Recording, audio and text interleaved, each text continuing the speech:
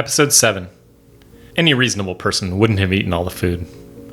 The darkness on top of the hill was absolute. Hero had climbed up, hoping to get some sense of where he was, but the fall of night and the canopy of trees erased even the shadows.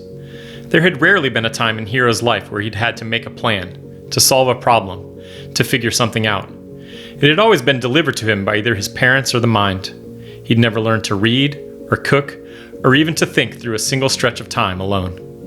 And so he checked his backpack again, putting it down between his bent knees as he sat leaning against a tree, shoving everything first to one side of the swollen bag, then to the other. Nothing. All the food was gone.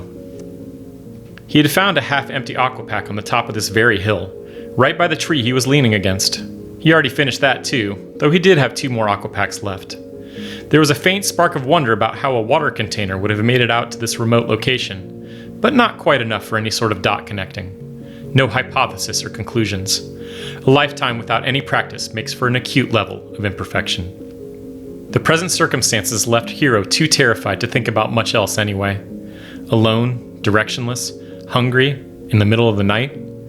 He had never had the opportunity to learn whether or not he was afraid of the dark, but now, presented with such a vast and encompassing version of it, the nyctophobia creeped into every corner of Hero's thoughts.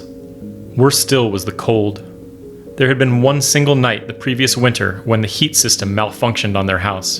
Gren had spent most of the night working to fix it, with Hero and his mother bundled under blankets in the living room, watching the scroll and complaining loudly during the breaks in the grams.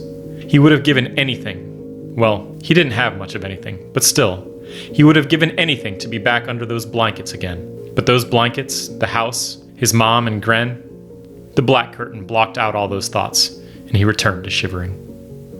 The thin blue cotton shirt he was wearing, quite the status symbol in the sanctuary, as both cotton and blue dye had all but vanished since the reckoning, wasn't warm to begin with, and was now damp enough to actually make him colder. Hero didn't consider that the large sani from Gren's backpack was the only reason he wasn't freezing to death. The soft metallic material was a remnant from a more prosperous part of the past. A lightweight synthetic silk that was almost indestructible, waterproof on one side, and retained body heat with almost perfect efficiency on the other. The black sani wrapped around his shoulders was more of the shiny cloth than most people in Jenga had ever seen in their lives, as there was no knowledge of where it came from or how it was made. Hero didn't bother considering any of that. He only lamented that there weren't any gloves with Gren's hat. He started to think of what else he should have grabbed, when in the complete darkness, the faint edge of a smell startled him. Smoke. He coughed almost from reflex, and immediately the panic of the night before started to close in on him, an unseen claustrophobia. He squeezed every muscle in his face to keep his eyes shut, something between a scream and a hum following close behind the cough in the back of his throat. His arms wrapped around his shins, and the chill of tears streaming down his cheeks would have burned if he'd had the capacity to feel them. In the midst of losing all his other senses, time slipped away as well. It might have been 5 minutes or 5 hours. There was no way of telling, until he felt something, Popeye's furry shoulder rubbing against his forehead. The warmth of the dog felt like the edges of a miracle.